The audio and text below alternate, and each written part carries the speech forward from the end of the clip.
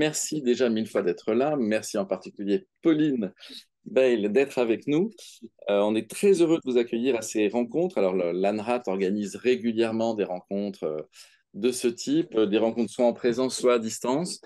Euh, L'avantage des rencontres à distance, c'est de permettre à celles et ceux qui ne sont pas forcément parisiens, franciliens, ben voilà, de pouvoir assister à ces temps-là. D'autant plus que là, en l'occurrence, la rencontre est centrée sur votre spectacle Écrire sa vie et que ce spectacle est destiné à tourner dans plein d'endroits. Et donc, nous avons parmi nous la professeure Relais, par exemple, du Parvis à Tarbes, qui est très heureuse d'être parmi nous. Bonsoir Stéphanie. Et donc, voilà, c'est aussi l'une des raisons d'organiser ce genre de modalité. Euh, il fut un temps, on appelait ça d'ailleurs les rencontres de l'ANRAT au coin du feu. On avait lancé ça, à dire vrai, pendant les confinements, les fameux confinements. Voilà. Mais d'une certaine façon, on sait que ça répond à des besoins d'un certain nombre d'adhérents de l'ANRAT. L'ANRAT, qui, voilà, je vous rappelle, est une association qui réunit des enseignants, des artistes, des structures culturelles pour défendre, développer les pratiques théâtrales à l'école. Hein, c'est le cœur vraiment de l'activité de l'ANRAT, avec toute une dimension recherche, toute une dimension organisation d'événements, d'opérations, de projets, etc. Quelques mots pour vous expliquer aussi pourquoi on est très heureux de vous accueillir ce soir. Donc, vous êtes la directrice du Théâtre Public de Montreuil depuis janvier 22. Vous aviez auparavant déjà mis en scène 6 spectacles depuis la création de votre compagnie en 2011, une compagnie à Tire-d'Aile. Et vous avez en plus un rapport particulier à la jeunesse, et ce qui évidemment n'est pas sans nous plaire beaucoup. Je pense au projet Adolescence et Territoire que vous avez mené. Je pense aussi à votre projet des Adelphes au Théâtre Public de Montreuil, sur lequel on pourra revenir d'ailleurs. Et je pense aussi à ce prix lycéen, du jury lycéen du Festival Impatience que vous aviez eu pour l'Iliade. Bon, j'en parle d'autant plus que je m'occupe de ce jury depuis plusieurs années, donc, donc j'étais, voilà, je vous suis depuis un certain temps. Euh, donc, très, très heureux pour toutes ces raisons. Et je vous propose de structurer la rencontre en 2 temps. Un temps vraiment sur la question du texte, parce qu'il y a une singularité quand même dans ce choix-là, et puis de revenir sur cette singularité. Et un temps, évidemment, sur la question du passage au plateau, c'est-à-dire sur les choix de mise en scène, sur la façon dont vous accueillez le public, etc. Et donc, il y aura des questions vraiment sur la metteuse en scène que vous êtes, mais aussi la directrice du théâtre que vous êtes. Donc, je reviens sur la question de l'écriture et du texte. Euh, Parce que là, on ne peut que constater que dans vos 5 derniers spectacles, vous êtes parti de textes non théâtraux. Et c'est donc de revenir sur ce choix, l'Iliade, l'Odyssée, Chanson douce à la Comédie Française, Illusion perdue, et maintenant Écrire sa vie. Et donc, ma première question, c'est voilà, ce choix d'adapter des textes non théâtraux, et plus précisément, qu'est-ce que le théâtre peut apporter justement à ces textes non théâtraux, que ce soit les épopées, il y a des lycées, les romans que vous avez aussi adaptés. Et inversement, du coup, qu'est-ce que les textes non théâtraux peuvent apporter au théâtre? Voilà, c'est dans les deux sens. Parce que vous êtes vraiment, voilà, depuis 5 ans. Alors, juste pour tout le monde, auparavant, avant le cycle Il y a d'Odyssée, vous aviez mis en scène 2 textes que vous aviez écrits. Donc voilà, c'est expliquer ces choix de partir sur cette matière textuelle. Alors oui, alors très bien. Bah, déjà, bonsoir à toutes et à tous, peut-être même à toutes. Euh, Merci pour votre invitation. Ça me fait super plaisir de se rencontrer cette première fois en, comme ça en digital, mais enfin, ce n'est que partie remise pour se rencontrer en Exactement. vrai. Oui, alors, non, pas, alors sur la littérature. C'est une question très vaste. En tout cas, ce qui est certain, c'est que avant le théâtre, enfin, avant de faire du théâtre enfant, j'étais lectrice. En fait, la lecture, ça fait partie de ma vie, mais aussi loin que je m'en souvienne. En fait, peut-être le premier coup de foudre de toute ma vie. Et j'ai eu un appétit pour la lecture très jeune. et vraiment des formes de littérature qui ont pris, enfin, des trucs de grande littérature, puis aussi des choses, enfin, vraiment, je lisais tout ce qui me tombait sous la main, des écrivains, alors, évidemment, adaptés, quoi. Je n'ai pas lu l'Iliade en version intégrale et en grec ancien à 7 ans et demi, mais c'est vrai que ça a été, ça a fait partie de ma vie très, très vite et de manière assez intense. C'est vrai que donc j'ai d'abord écrit le théâtre, ensuite elle a déboulé et là aussi ça a été une évidence, enfin vraiment une intuition, enfin un instinct comme un moyen d'expression, en fait, un espace d'expression qui était tout à coup mis à ma disposition et où tout à coup le champ des possibles, les horizons, enfin c'est pas à vous que je vais dire ça si vous œuvrez dans ce sens-là auprès de jeunes, enfin voilà, pour moi ça a été déterminant et pareil, avant même de travailler sur des auteurs ou des pièces qui étaient des chefs-d'œuvre, enfin vraiment dans sa plus simple pratique, en montant des pièces avec d'autres enfants l'été, voilà, c'était déjà un choc parce que d'une joie très très intense. Il y a eu ça et puis donc j'ai abordé moi le théâtre en étant comédienne. J'ai fait conservatoire, donc j'ai cette pratique-là du texte en tant que comédienne et j'ai été nourrie dans mon apprentissage de théâtre par les grands textes de théâtre, par ce qu'on appelle le répertoire. Euh, voilà, Shakespeare, Tchekhov, Marivaux, Molière, c'est des auteurs sur lesquels, ou le théâtre antique particulièrement adolescente, ça a été parce qu'il y a des grands rôles de femmes, ce qui n'est pas du tout le cas de tout le répertoire, enfin, par exemple chez Shakespeare, c'est quand même dit plus difficile. Donc voilà, ça aussi, ça a été un fil rouge, les grands textes de théâtre. Et puis, quand je suis rentrée au conservatoire, j'avais des projets d'écriture à moi et je me suis lancée là-dedans. Et quand on écrit ses propres œuvres, on est vraiment face à soi-même et aux méandres et aux gouffres qui nous habitent. Et plus tout ce qu'il y avait autour de ce que c'est que de monter un projet de théâtre, de le faire vivre. Enfin, j'ai trouvé que c'était assez solitaire et c'est vrai que c'est comme de ce besoin d'un ami, d'un compagnon ou d'une compagnonne, que je me suis lancée, enfin, j'ai eu l'envie de travailler sur l'Iliade d'Homère, qui était donc un texte que j'avais lu enfin, que j'avais lu adolescente, que je trouvais génial, autour duquel il y a beaucoup, beaucoup d'œuvres du répertoire qui sont tirées. C'est vraiment un peu une matrice originelle. C'est comme ça que je suis partie, que j'ai découvert ce que c'était que le processus de l'adaptation d'un texte non théâtral. Et là aussi, ça a été un coup de foudre parce qu'en fait, tout à coup, j'ai entamé un dialogue avec une œuvre qui était protéiforme, qui est l'Iliade et l'Odyssée. Enfin, oui, c'est d'une générosité infinie. Enfin, c'est des œuvres, on pourrait faire 150 adaptations différentes de l'Iliade selon ce qu'on a envie d'en dire et d'en tirer. Et voilà, c'était pour moi d'une richesse très grande et ça a vraiment nourri, là aussi, ça a été une étape assez décisive dans mon rapport à la mise en scène, dans le sens où c'est vraiment au fil de l'élaboration de l'adaptation de cette œuvre que la mise en scène s'est créée. Donc, mon travail de mise en scène est toujours très étroitement imbriqué avec l'écriture de l'adaptation et notamment la dramaturgie. C'est ça ce qui me passionne, c'est de penser une incarnation sur scène euh, d'une dramaturgie, d'une histoire, d'un récit et des grands tournants et que l'évolution sur scène prennent embrassent les méandres de la dramaturgie d'une œuvre. Voilà, alors après, moi je crois que dans ce que la littérature a apporté au théâtre, il y a quelque chose, d'abord c'est la poésie en fait. Et ça c'est quelque chose qu'on retrouve dans les grands textes de répertoire. Pour moi, une langue qui, qui porte en elle une part insondable, qui nous échappe, enfin, qui est plus grande que nous, faire exister ça sur un plateau de théâtre, c'est très très cher à mon cœur parce que là aussi, c'est quelque chose que j'ai vécu jeune et qui m'a bouleversée, transportée, enfin, et ouvert vraiment des horizons nouveaux, quoi. Donc, je crois beaucoup dans la représentation de théâtre comme un moment où on peut tous vivre ensemble une expérience sensible, poétique, ce qui est très très différent de quand on est chez soi et qu'on lit, ce qui est une autre expérience très agréable aussi, enfin, qui est très riche. Mais je trouve que la puissance du présent de la représentation, du présent collectif de la représentation, a quelque chose, enfin, de la mettre en lien avec l'expérience de la poésie. Enfin, voilà.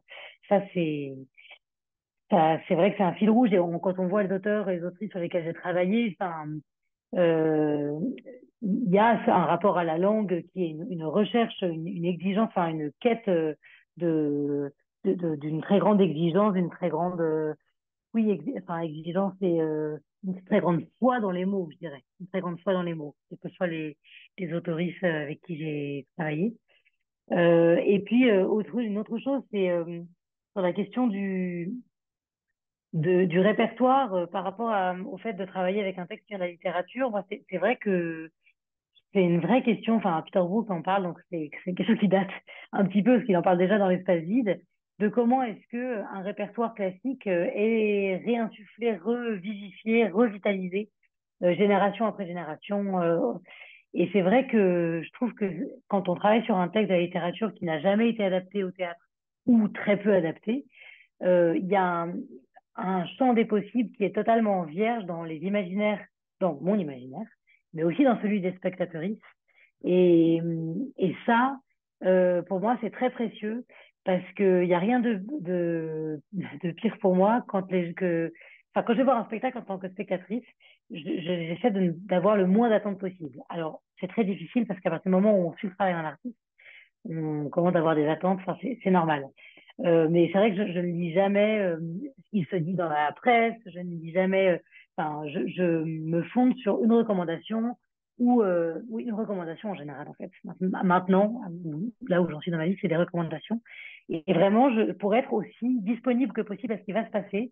Et voilà, pour moi, c'est vrai que si je vais voir Le Misanthrope, ben, j'ai vu tellement de mise en scène des Misanthropes que j'ai forcément des attentes. Alors, j'essaie quand même voilà, d'ouvrir le spectre de ma disponibilité, de mon imaginaire. Mais quand on travaille sur l'Iliade, ça avait été jamais adapté à ma connaissance en France. Donc, c'était en Iran. Enfin, j'avais l'impression d'être dans l'Amazonie avec une toute petite hache et une toute petite gourde et des tout petits outils, quoi, mais quand même, d'être dans l'Amazonie, quoi. Donc ça, ce sentiment-là, voilà, enfin, ouais, exaltant, quoi. Donc voilà, c'est ça que je pense que la littérature peut apporter au théâtre. Et après, ce que le théâtre peut apporter à la littérature, il y a, enfin, je vous parlais du présent de la représentation, il y a quelque chose de cet ordre-là, et puis il y a aussi l'incarnation par des gens, des personnes qui sont finies. Vous voyez, qui ne sont pas des projections mentales de l'imaginaire magique, évidemment, quand on lit un livre, tout est possible, mais le théâtre est fait de limites, mais de ces limites-là, grâce à ces limites-là, parce qu'on est des êtres de chair et de sang, qu'on est euh, restreint par un certain nombre de règles, la gravité, enfin, le temps qui se déroule, enfin voilà, on est encadré par plein de règles, et en même temps, ça nous permet je crois, d'offrir une incarnation des, des paysages invisibles, enfin, des mondes invisibles qui nous habitent individuellement et collectivement. C'est quand même, enfin, c'est de la physique quantique, enfin, je veux dire, c'est magique, quoi. Et ça n'est possible que à condition d'accepter que, bah, voilà, ce texte-là va être incarné par cette personne qui est faite de plein de choses, mais qui n'est pas, qui sera forcément moins puissante, enfin, moins omnipotente qu'une projection mentale, quand on a une illusion perdue, qu'on imagine Lucien de Rubempré, la projection qu'on en fait est forcément plus abstraite, en fait, enfin, mais donc, du coup, avec toute la richesse que ça comporte, que quand on le voit incarné par une comédienne. Mais je crois qu'on a aussi beaucoup à gagner, voilà, tout à coup, que des êtres de chair s'emparent de ces personnages-là, qui ont d'abord existé dans nos imaginaires. Alors, du coup, Voilà, je sais pas si je suis pas claire, vraiment, n'hésitez pas, enfin, voilà. pas de souci. Du coup, j'ai deux questions complémentaires. La première question, c'est cette question de dans quelle mesure l'adaptation n'est pas forcément une trahison. Voilà, parce que justement, en rebond par rapport à cette question de l'incarnation, c'est-à-dire l'incarnation des mondes invisibles, c'est tout l'imaginaire qu'on a pu se faire à la lecture d'un texte. Voilà, ça pose aussi cette question-là. Ça, c'est ma première question sur la potentielle trahison. Mais inversement, est-ce que le théâtre ne serait pas aussi un moyen de retourner à la littérature, c'est-à-dire de faire ressortir, et là je pense en particulier à Virginia Woolf, de reconduire à la lecture des textes. Je vous parlais de compagnonnage, il y a des moments de grâce et puis il y a des moments de conflit. ça peut être houleux parce qu'en fait, alors moi je me souviens notamment sur Illusion perdue, euh, parce que c'était vraiment un roman du 19e, enfin, faut que je mette tout par terre, puis en fait, non, mais j'ai vraiment une phase où j'avais l'impression qu'il fallait que je démonte complètement l'horloge. Virginia Woolf, ça a été intense aussi. Parce que Virginia Woolf, c'est vraiment une écriture des pensées intérieures, du flot de pensées intérieures, stream of consciousness. Et donc de se dire qu'on allait faire, parce que moi j'ai dialogué, donc j'ai fait le choix que ces mots soient dits publiquement les uns aux autres, que les personnages se les adressent les uns aux autres. Donc ça, enfin, c'est forcément une trahison, mais en fait, je pars du principe qu'à partir du moment où on prend une œuvre, on va poser un regard subjectif sur cette œuvre, on va la transformer cette œuvre et grand bien. Enfin, Anton Artaud, le théâtre est son ombre, quoi. Enfin, voilà, il faut brûler les chefs-d'œuvre. Enfin, je veux dire, c'est fait, c'est de la matière qui est faite pour être transformée. Et moi, c'est vrai que j'ai tendance à me méfier quand on de se porter garant d'une espèce vous voyez, de pureté des œuvres d'origine. En fait, non, une œuvre, elle est faite pour être transformée, poser un regard. Après, elle est libre aux spectateuristes d'adhérer ou pas à la proposition, mais je ne crois pas que ce soit possible de respecter l'intégrité d'une œuvre, quelle qu'elle soit, qu'elle vienne de la littérature ou du répertoire de théâtre. Donc, je suis plutôt tranquille avec ça. Voilà. Mais c'est vrai qu'à des moments, on se pose des vraies questions sur qu'est-ce qu'en fait, quelle est l'essence pourquoi est-ce que moi je suis venue à Virginia Woolf et qu'est-ce que j'ai envie d'en raconter. J'ai pas envie d'abîmer Virginia Woolf puisque j'ai décidé de travailler sur cette autrice. Donc, j'ai pas envie de trahir Virginia Woolf. Si les spectateurs et les spectatrices me disent en sortant qu'ils ont le sentiment que j'ai trahi, bon, ils ont le droit de penser, mais c'est vrai que je ne le vivrai pas ni comme une victoire, enfin, je ne dirais pas du tout comme une victoire, comme un échec. Bon, bah, ça dépend de la conversation et qui suit ce retour-là. C'est vrai que si on choisit d'adapter sur un auteur ou une autrice, c'est parce qu'on aime et qu'on a envie d'en raconter quelque chose, enfin d'en restituer quelque chose. Et après, sur le retour à la littérature, moi, totalement. En fait, moi, je crois quand je vous parlais d'idées préconçues sur les œuvres, je crois que Homère ou Virginia Woolf ou Balzac, c'est pas du tout des auteuristes qui ont besoin d'être dépoussiérés.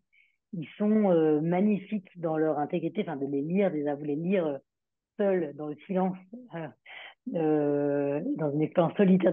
C'est vraiment, enfin, ça me ravit quand les gens me disent ils sont revenus à ces livres après être venus voir le spectacle.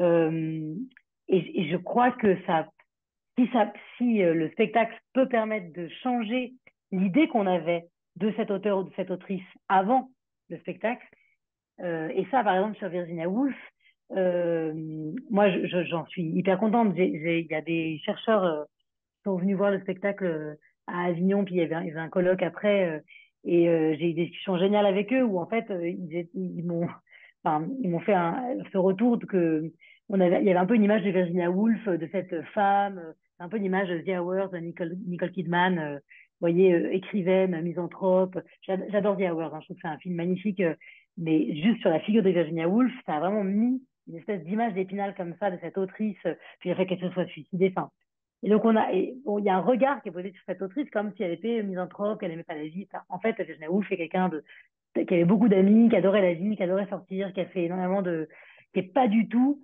cette personne, je sais pas, dépressive, recluse. Elle a eu des moments de dépression dans sa vie, elle les a traversés, évidemment, mais pas que ça du tout. Et en fait, il faut lire son journal et se rendre compte, prendre la mesure du goût de la vie qui traversait, et la force vitale, en fait, l'immense force vitale qui traverse Virginia Woolf. Et que moi, j'ai voulu raconter, enfin, incarner avec écrire sa vie. Et puis la lutte, en fait, hein, avec des forces plus obscures, quoi, qui l'habitaient également. Mais voilà, elle n'était pas Welbeck. C'était pas une misanthrope du tout, quoi. Pas du tout, du tout, du tout. Et c'est vrai que moi, ça me fait trop plaisir si, en venant voir le spectacle, les, les spectateuristes repartiront en disant, ah, en fait, Virginia Woolf avait tout ça, en fait. N'était pas que le suicide, la misanthropie, la dépression, le grand lac de mélancolie, comme elle dit elle-même. Il y avait d'autres choses. Voilà. Euh, Là, sur ce spectacle-là, il y a aussi quand même une différence par rapport au précédent, c'est que vous ne partez pas d'une œuvre, mais de plusieurs œuvres. Et donc là, le travail d'adaptation est encore un peu plus particulier. Et la part de construction et peut-être même d'écriture de Pauline Bell est, à mon avis, autre. Donc, est-ce que vous pouvez expliquer ce choix aussi de ne pas vous concentrer sur une œuvre, même si je crois les vagues sont au cœur quand même du projet, mais d'avoir un corpus et de construire à partir de ce corpus? En fait, oui, parce qu'en fait, mon fil rouge, c'est pour ça que ça s'appelle Écrire sa vie et pas les vagues, c'est parce qu'en fait, mon fil rouge, c'est Virginia Woolf. Parce que je suis convaincue, après avoir passé pas mal de temps plongée dans ses œuvres de fiction, mais également son journal et ses essais et sa correspondance. C'est une femme qui a beaucoup écrit dans sa vie. Je suis convaincue, en fait, qu'elle a laissé dans ses œuvres de fiction comme des facettes de qui elle était, des talismans un peu, et notamment en sujet de son enfance, que dans Vers le phare, Les vagues, mais aussi Mrs. Dalloway et La chambre. Enfin, il y a en fait des traces de son enfance qui est un peu le creuset dans lequel elle va forger toute sa personnalité d'autrice, enfin d'être humain, mais d'autrice, d'artiste. Et donc, je suis partie en quête de cette construction-là, de comment est-ce qu'elle avait en fait cheminé depuis l'éblouissement de son enfance, parce que ça a été un éblouissement fait de choc aussi, de très grande violence, mais il y a une part d'éblouissement. Et puis, comment est-ce qu'elle avait fait des chocs successifs qui sont apparus successivement dans sa vie, une matière d'écriture. Et comment, voilà, tout ça, elle s'était construite en tant qu'écrivaine, en fait. Comment elle était née en tant qu'écrivaine. Donc, à partir de là, comme Les Vagues, c'est un roman qui est un roman d'apprentissage, en fait, en quelque sorte. On suit 6 personnages depuis l'enfance jusqu'à l'âge adulte. On pourrait dire la vieillesse, mais en fait, le personnage principal, enfin, Bernard, à la fin, n'est pas si vieux que ça. Il est au seuil de la mort, en fait, mais on pourrait se demander si cette mort, en fait, n'est pas une naissance, en fait, s'il n'est pas prêt à naître en tant qu'écrivain. Et moi, ce que je crois dans Les Vagues, ce que raconte Virginia Woolf, c'est comment est-ce qu'elle a fait des, des, des, comment est-ce qu'elle a comment est-ce qu'elle a fait de l'ombre, elle a utilisé, enfin, ces difficultés face oui, ce que j'appelais les chocs, mais les accidents, la douleur, la souffrance, comment elle a fait de ça une manière de mieux voir la lumière, en fait, et de mieux, euh, comme si ça l'avait aidé à recomposer un paysage qui est son paysage d'autrice. Et à 13 ans, elle va perdre sa mère, elle va perdre 2 ans plus tard sa demi-sœur, qui était un peu comme une figure de sa mère, puis son père, puis son grand frère adoré. Donc, en 10 ans, elle traverse 4 deuils de personnes qui sont, mais, enfin, vous voyez, quoi, sa famille. Et c'est évidemment quelque chose qui ne la laisse pas indemne, parce que, enfin, qui en sortirait indemne et qui la fragilise énormément. Et en fait, toute son œuvre est hantée par la question de la mort, du deuil, et de comment est-ce que nous, vivants, on peut continuer à vivre et continuer à créer euh, avec ces deuils, avec ces béances qui apparaissent, ces coups qu'on se prend. Et en fait, elle ne parle que de ça dans la chambre de Jacob. Enfin, vraiment, enfin, si vous connaissez un petit peu, vous verrez, enfin, dans toutes les actions, elle ne parle que de ça.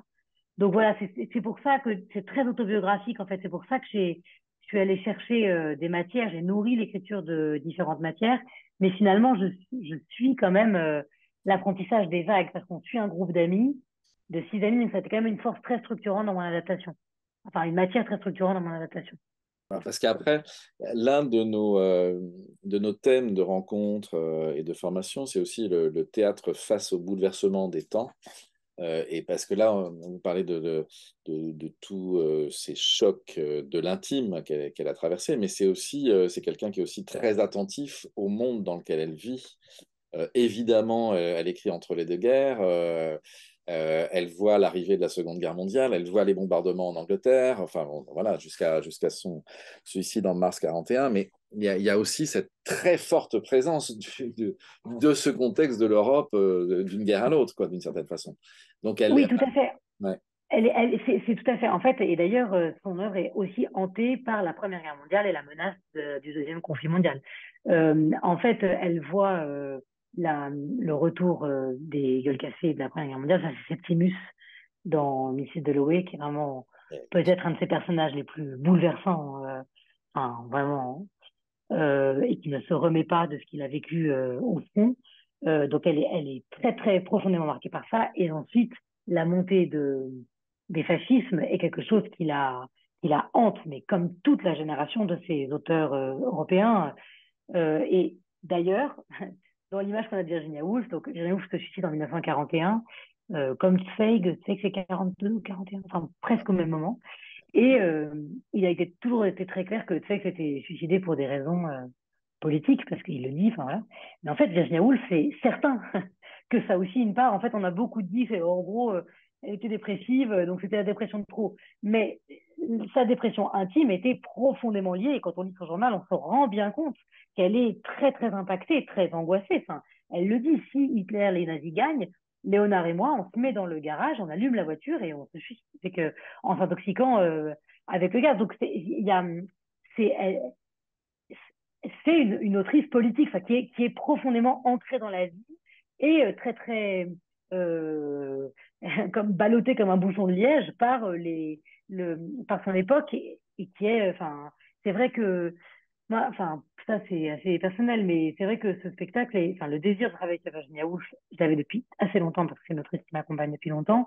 Mais le déclencheur, c'est vrai que ça a été pour moi le choc enfin, la sidération liée au Covid et où tout à coup, on a complètement perdu le contrôle de nos vies. Enfin, on a tous vécu la même chose. Donc, je ne vais pas vous en parler plus que ça, mais c'est vrai que ce qu'elle a à dire de comment tout à coup notre vie nous échappe et on se retrouve pris dans une espèce d'énorme tourbillon où la mort est omniprésente et le temps défile sous nos yeux et on n'a aucune prise là-dessus.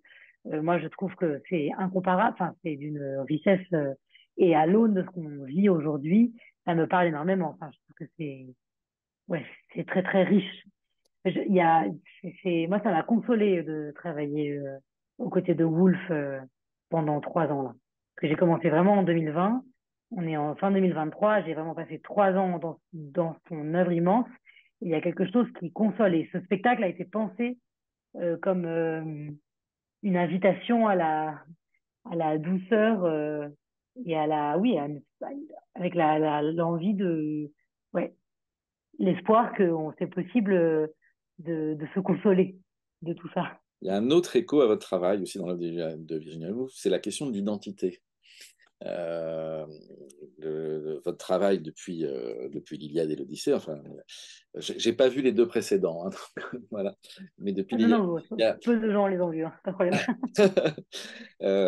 il y a aussi cette question de la façon dont vous distribuez les rôles sans distinction de sexe, etc. Et chez Virginia Woolf, cette question, enfin, je pense à Orlando évidemment, Orlando, cet homme qui se réveille femme, voilà, cette question de la fluidité par rapport à ça, enfin, j'y vois aussi un écho, mais j'aimerais bien vous entendre là-dessus.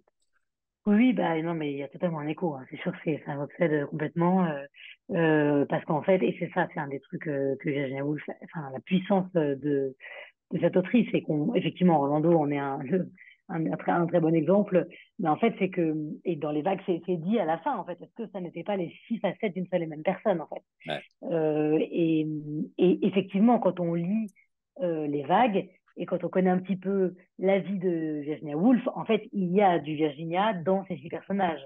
Euh, Elle met d'elle-même et la réflexion ce qu'elle a à dire de la multiplicité qui habite chaque être humain et de comment cette, on est amené à prendre des visages, à se transformer en fait, à se révéler au monde sous des visages différents tout au long de notre vie. Ça, c'est très fort. Et puis, il y a quelque chose aussi sur la manière, enfin, la place que Virginia Woolf accorde au regard de l'autre. C'est Woolf, évidemment, comme on est immergé dans les monologues intérieurs des personnages. D'ailleurs, elle détestait qu'on dise personnage. C'est marrant parce que c'est difficile de faire plus incarné quand on lit Woolf. Enfin, mais donc on est immergé dans les pensées, donc on découvre les différentes êtres qui habitent ces romans, à travers le regard que les uns les unes les autres posent sur ces gestes. Donc c'est vraiment le royaume de la pure subjectivité. Et ça, c'est magnifique parce que ça dit, et évidemment, ensuite quand on change de point de vue et qu'on on comprend comment l'autre se sent perçu, enfin, ça ne parle que du frottement de ce que je lis de toi et ce que je vois de toi. Et en fait, non, je ne veux pas que tu me vois comme ça. Enfin, de comment est-ce qu'en fait ça nous rend prisonniers, ça nous enferme. Et en même temps, c'est la seule manière qu'on a d'exister au monde. Et du coup, oui, ça c'est vrai que. Et puis je crois que le théâtre a beaucoup à. Enfin, ça on le retrouve dans Ils ont perdu, dans Il y a d'Odyssée, mais aussi dans Écrire sa vie, que comme le théâtre ouvre le champ des possibles dans les incarnations, qu'en fait, un même personnage peut être incarné par plusieurs actrices, mais un ou une actrice peut jouer plusieurs personnages. Vous voyez, enfin, plein de correspondances, tout est possible en fait au théâtre. Ça raconte. Ça peut raconter beaucoup de choses sur, oui, les multiples. Et dans Les Ont on le voit bien parce qu'il y a 5 acteurs et actrices qui jouent une vingtaine de rôles. Donc, ils jouent tour à tour des anges et des démons, si je le dis de manière un peu caricaturale, enfin, vraiment les plus purs êtres et ensuite vraiment des personnes terribles, terribles de méchanceté, voilà. Et c'est les mêmes acteurs qui les jouent. Donc, on voit bien, on fait vraiment l'expérience qu'une même personne a plein de cordes à son arc et peut tour à tour être Parce que bienveillante ou malveillante. Oui. chez Virginia Woolf, il y a aussi cette, enfin, pour moi, la souffrance que peut générer justement cette euh, incapacité à être reconnue pour ces différentes facettes. Sur cette identité, c'est-à-dire c'est tout d'un coup, en effet, le regard de l'autre qui nous enferme dans quelque chose et cet enfermement peut conduire à la souffrance, quoi. Donc, Oui, alors ça c'est sûr que c'est quelque chose en fait qui est magnifique chez Woolf et c'est moi je crois profondément théâtral, c'est qu'en fait elle a une foi infinie dans le langage et la poésie, mais dans le langage, dans l'échange de mots, enfin de la communication et l'amitié. Et en fait, c'est des choses qui l'ont vraiment sauvé. Enfin, quand le Blueberry Group, je ne sais pas si vous êtes familier avec ce groupe ouais. d'intellectuels qui investit alors qu'elle est très très jeune, elle a à peine sortie d'adolescence. Elle vient donc de perdre ses 2 parents et sa demi-sœur, et tout à coup, il y a une sorte de phalanstère qui déboule chez elle des copains de son grand frère, et il y a des intellectuels, des artistes, et en gros, ça boit des coups, ça fume des joints, et ça papote jusqu'à 4 heures du matin de politique, d'art, de création, tout en faisant des grandes fêtes. Enfin, il y a quelque chose de très, très, très vivant, et elle a une foi, mais profonde dans l'amitié, et en même temps, c'est certain qu'il y a, qu'il y a quelque chose de désespéré, parce qu'en fait, elle ne, en fait, ce qu'elle dit, c'est que il faut accepter que pendant 99% du temps d'une journée, on n'est pas compris, et puis tout à coup, il y a un surgissement, tout s'aligne, ce que je ressens à l'intérieur de moi se manifeste, s'incarne entre nous, et tout à coup, il y a comme ça, elle appelle ça des moments of being en anglais, des moments d'être. Tout à coup, il y a une espèce de fulgurance, comme une brèche, et où tout fait sens entre ce que je ressens. Mais voilà, c'est une fulgurance, ça passe, ça disparaît, c'est comme une étoile filante, quoi. Et ça, c'est quelque chose, nous, on a beaucoup travaillé autour de ça dans le spectacle, en essayant de créer tout à coup des surgissements comme ça, et du conflit, parce que voilà, le conflit, c'est un moteur, c'est le moteur du théâtre, mais aussi parce que c'est inhérent à la vie, et ça, Woolf, elle creuse les conflits, quoi, les oppositions, et l'impossibilité d'être compris et de se comprendre, ouais, c'est sûr. Mais c'est pas désespéré, je dirais, elle a quand même Ouais, foi. Voilà. ouais, ouais. D'accord. Enfin, Alors, du coup, on va glisser peu à peu sur la question de la mise en scène et le lien étant la question de la distribution. Parce que là, pour ce spectacle, en fait, il y a un véritable compagnonnage avec certaines comédiennes et certains comédiens que vous avez depuis plusieurs années. Enfin, Loïc Renard était déjà présent, je crois, dans 4 de vos spectacles précédents. Charlotte Van Berverselles, elle était là dans Les Illusions perdues, dans l'Iliade, dans l'Odyssée, enfin, etc., etc. Je crois que tous, vous les avez déjà mis en scène à plusieurs reprises. Donc, il y a ce travail un peu particulier aussi. Et peut-être, du coup, comment vous travaillez véritablement la mise en scène à partir de cette distribution et de ces facettes, finalement, de ces comédiens que vous commencez à bien connaître. Et du coup, comment vous faites circuler la parole dans les différents rôles en fonction de ça. Voilà, qu'on puisse entrer un peu dans la cuisine interne de votre direction d'acteur et de ses choix de répartition. Alors, effectivement, je travaille avec les mêmes acteurs depuis longtemps.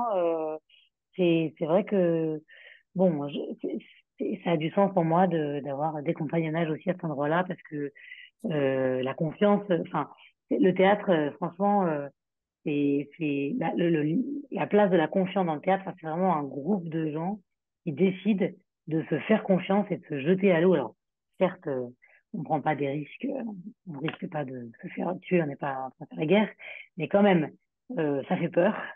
Et il y a quelque chose de l'ordre de la confiance collective qui est pour moi le béton, enfin le sédiment quoi, de tout l'édifice en fait. Enfin, vraiment, c'est là-dessus que ça repose et c'est ça qui fait le lien. Sans ça, moi, si je sens, si j'ai pas confiance et si je sens surtout qu'on ne me fait pas confiance, parce que forcément on cherche, voilà, le spectacle s'invente en se répétant. Et donc c'est vrai que quand on travaille avec des gens avec qui on a déjà traversé ce processus-là, il y a une confiance qui est acquise et qui est merveilleuse, quoi, une vraie force. Alors après, j'ai quand même, même si on se connaît tous, j'ai quand même la particularité, ça c'est vraiment une constante de tous les spectacles sur lesquels j'ai travaillé, enfin, bien que j'ai mis en scène, c'est de commencer les répétitions par une résidence, enfin, une grande traversée, on appelle ça, pendant 2 semaines, tous les actrices jouent tous les rôles. Donc à partir de l'improvisation, en fait, je divise l'œuvre, enfin mon adaptation qui est en général une recette ou qui est encore pas du tout terminée, mais qui existe quand même, qui est déjà une première proposition de théâtre et on traverse tout, je séquence et on fait des improvisations à partir de chaque séquence et j'ai pensé la chose pour que tout le monde à un moment, parfois on tire au sort, parfois je l'ai pensé pour des raisons enfin, arithmétiques un peu parce que quand il y a beaucoup de rôles comme les gens perdus, enfin, il y a un petit orga, quoi. Mais l'idée, c'est que tout le monde joue tout. Et ça, moi, ça a la vertu de me faire prendre conscience du champ des possibles d'un point de vue de distribution. Et il est souvent plus vaste que je n'aurais pu penser au départ, même si on se connaît. Mais aussi de créer un sentiment que, en fait, chacun soit pas là pour défendre sa petite partition dans son coin, en fait et de se mettre à une échelle, à l'échelle du récit, en fait. Et même moi, ça me fait faire un retour en arrière parce qu'en général, j'ai quand même déjà vachement avancé dans le dispositif scénographique, les grands choix. Enfin, voilà, j'ai quand même une version d'adaptation qui est avancée. Et, c'est toujours très riche de repartir et de retraverser ensemble avec des improvisations. Donc, vite fait, mal fait, hein, comme disait Antoine Vittel. Et ça, c'est très, très précieux. Et voilà, c'était une constante de tous mes spectacles. Et puis après, bah, une distribution, moi, je désacralise vachement ça parce que je trouve que j'ai très grande confiance dans les comédiens, les comédiennes. Et je trouve que tout est possible tant que les interprètes y croient. S'ils savent où ils vont, alors on ira avec eux, quoi. S'ils savent où ils vont, s'ils ont confiance dans le chemin, eh ben, tout est possible. J'en suis convaincue. Franchement, j'en suis convaincue. Après, quelquefois, ils n'ont pas tout à fait confiance. Donc, quand même un travail de moi qui leur dis que si, c'est possible qu'une femme joue Lucien Rubempré. Si, c'est possible. Et voilà, on travaille, quoi. Après, alors j'ai une autre question, c'est la question de la place des spectateuristes, pour reprendre le terme, la place du public, parce que ça, déjà dans Les Illusions perdues, il y avait cette question-là qui était posée sur où se place le public dans la salle, et là, à nous, elle est posée, c'est-à-dire, et de plus largement, dans votre projet pour le théâtre public de Montreuil, il y a l'idée d'en faire un lieu ouvert, et donc euh, j'allais dire comment, dans le spectacle, en particulier Écrire sa vie, il y a aussi cette idée de faire un spectacle ouvert, c'est-à-dire d'accueillir le public dans le spectacle. Est-ce que c'est une préoccupation qui se développe, qui s'affirme, que, ben, voilà, que c'est la cohérence entre le lieu, Théâtre Public Montreuil, et la salle, sur cette volonté, ce souci d'accueillir le plus grand nombre et d'accueillir au sens propre, au sens venez avec nous, partagez ce moment avec nous. Oui, alors ça, c'est vrai que c'est un peu troublant parce qu'effectivement, ça se retrouve totalement à la fois dans mon travail de mise en scène, mais aussi dans le projet pour Montreuil. Donc, en fait, bon, ça montre que tout est un peu lié, quoi. C'est vrai que dans mes spectacles, souvent, le public a une place particulière qui est liée à la dramaturgie du spectacle. Les Illusions perdues, ça commence, le public assis en salle est les invités de Madame de Bargeton qui tient salon à Angoulême pour une soirée de moments poétiques. Et puis ensuite, quand on déboule à Paris, en fait, on se rend compte qu'il y a aussi du public assis sur scène et qu'on est dans une arène et que les spectateurs riches assis sur le plateau sont les Parisiens, comme qui scrutent comme ça, comme un ring, les spectateurs d'un ring de boxe.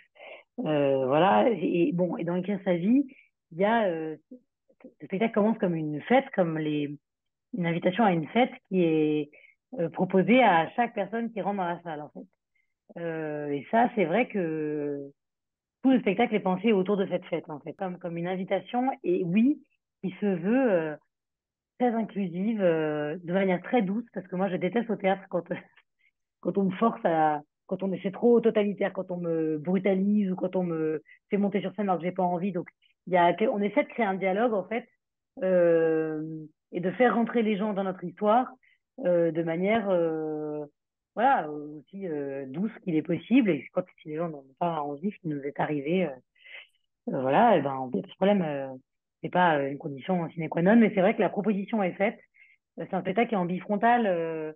Donc, il y a une partie du public qui est invitée à venir s'asseoir sur scène, aussi pour créer ouais, bah, accueillir des gens chez nous, en fait, avec cette idée de fête. Et puis, quand je vous parlais d'un moment, enfin, on, est, on voulait c'est créer un moment of being, en fait, un moment d'être, quoi. Enfin, justement, ce que Virginia Woolf raconte dans sa littérature, enfin, dans ses œuvres de fiction, où elle imagine comme ça des espèces de réunions où tout à coup, il y a une brèche qui apparaît et un fin fil de lumière au milieu des ténèbres qui surgit.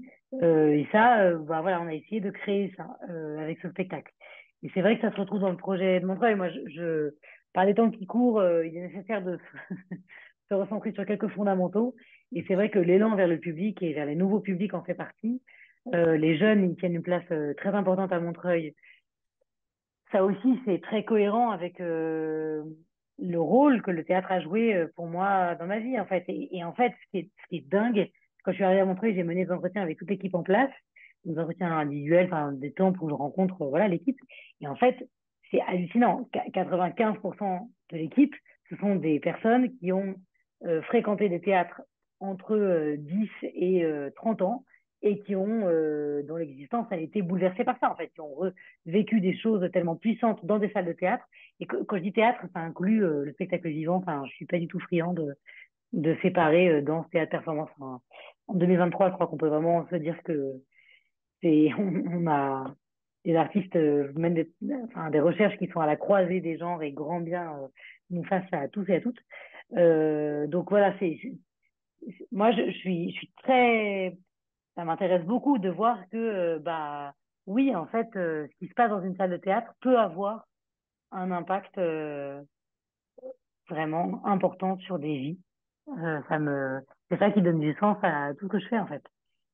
Sinon, franchement, franchement, je ferais autre chose. Donc, bah, c'est devenu un des piliers de notre réflexion à Montreuil sur la manière d'aller à la rencontre des publics. Donc, par exemple, c'est pour ça que, vous verrez, on ne fait pas de bord plateau à Montreuil à proprement parler, parce que les bords plateaux, bah, c'est très chouette, mais on s'est dit qu'on allait plutôt faire ce qu'on appelle des tablés d'artistes et des dîners, où on invite l'équipe artistique, on invite des spectatoristes qui en ont envie, on mange ensemble après la représentation. Et franchement, c'est pas du tout pareil qu'un bord plateau. Enfin, il y a un échange qui se met, un dialogue qui se met en place et qui est dans les deux sens et qui, enfin voilà, moi qui me tient vachement à cœur. Bon, je cite ça comme exemple, mais il y en a plein d'autres des espaces qu'on essaie d'inventer. Enfin, et puis on n'est pas au bout de nos idées. L'année dernière, on a fait un temps qui s'appelle Quartier d'artistes, qui était une carte blanche qu'on a donnée au Moonstrom, qui est une compagnie que vous connaissez peut-être, une compagnie de masques, Oui, oui. en leur proposant d'investir le théâtre alors, on a présenté leur répertoire, ça c'est un peu des colonnes vertébrales de Quartier d'artistes, mais aussi il y a eu une exposition, des tables rondes, une grande fête épique dans un lieu qui s'appelle La Marbrerie à Montreuil, qui est un lieu de musique. Enfin, euh, comment est-ce qu'on peut rentrer dans l'univers d'un artiste en dehors d'un spectacle? Ça, c'est quelque chose, moi, je crois, qui est déterminant et c'est aussi pour ça qu'on porte haut une programmation hors les murs et qui est essentielle pour moi, dont je suis fière et que, enfin, voilà, qui est qu'on revendique, voilà, qui est tout aussi, enfin, qui n'est pas, parce que quelquefois, sur les, je sais pas si t'as remarqué, sur les sites de théâtre, on voit pas trop ce que c'est la programmation sur les murs en itinérance, on trouve pas trop les lieux et tout ça. Nous, vous pourrez voir que c'est des artistes qu'on pourra retrouver sur les plateaux la saison d'après. Enfin, il n'y a pas de, enfin, en gros, c'est pas moins bien parce que ça joue dans une salle de classe. Pour un artiste, c'est très riche de se déplacer, de penser un projet pour une usine, enfin, qui va jouer dans une usine ou dans la rue ou dans une salle de classe. Enfin, c'est riche de se déplacer, ça ouvre des possibles de création. Voilà. Et puis Ça, aussi, ça, et puis aussi, ça pose la question de aller à la rencontre de l'autre pour que lui entre dans le théâtre. Enfin, bon, ah oui, bah oui. ah oui. Parce que je suis allé voir la proposition d'un des comédiens du collectif Bajour l'année dernière, donc je vois enfin, un peu ce que vous évoquez, mais du coup, ça pose cette question de voilà, comment. Enfin, j'ai l'impression qu'il y a une préoccupation de comment s'inscrire autrement dans le territoire, quoi, en tant que théâtre. C'est-à-dire que le théâtre ne soit plus... Enfin, c'est à la fois le lieu, le lieu, je pense à la grande salle, enfin, au lieu sur la place de la mairie de Montreuil, mais c'est aussi le théâtre dans la ville, finalement. Et c'est Oui, être oui. présent un peu partout, quoi. Mais en fait, il y a, oui, oui, tout à fait. En fait, il y a la grande question du moment que je me pose et qui touche tout, tout, c'est en fait comment est-ce que on s'ouvre toujours plus au monde, au réel, enfin, et comment en même temps on offre un refuge, on protège en quelque sorte de la violence du monde, parce que euh, on pourrait dire que touche pas à mon passe. Je ne connais pas les autres télévisions, mais vous voyez que ça aussi, c'est très ouvert au monde. Et moi, j'ai pas du tout envie d'être, qu'on se mette, vous voyez, comme ça, on se mette à nu et qu'on se livre à toute la violence et à toutes les tensions et la cacophonie, le vacarme qui habite. J'ai envie qu'on s'en protège au cinéma. Mais en même temps, cette espèce de ligne de crête entre à la fois une ouverture, une porosité où on cherche vraiment de plein de manières différentes, à la fois à travers les spectacles, mais aussi par des propositions en dehors. Et en même temps, l'idée de l'hétérotopie de Michel Foucault, quoi, Ouais. qu'on va proposer enfin, on va, nous, en tant que lieu, en tant qu'équipe aussi, parce que quand on se déplace pour aller jouer, Bob et moi, dans un lycée, en fait, c'est le TPM qui se déplace et qui s'incarne à travers les artistes, à travers une équipe. Et comment est-ce que il y a une bulle, on recrée une bulle, où tout à coup, on plonge dans, là, en l'occurrence, l'imaginaire, enfin, la vie d'Alexandre et son lien à Bob Marley, et que tout à coup, on est dans une bulle, quoi, parce que c'est important aussi de se protéger, vous voyez, de la. Donc c'est vraiment, je sens, enfin, en tant que directrice, ça va faire 2 ans que je suis arrivée à Montreuil, et ça c'est pour les 2 ans qui restent on a fait un mandat, comme je dis. Bref, ça fait le premier temps de durée directrice, c'est 4 ans. Là, je suis vraiment à mi-parcours et je sens que c'est ça pour les 2 années à venir, cet équilibre entre porosité, ouverture et en même temps abriter, offrir un refuge aux imaginaires, quoi, et se sentir en sécurité pour, voilà, s'évader en fait. Enfin, en tout cas, merci de venir et de vous engager, de prendre sur votre temps de votre soirée pour ces échanges-là et pour nourrir, voilà, enfin, c'est précieux. C'est vraiment précieux. Merci C'est beaucoup. c'est précieux aussi pour nous.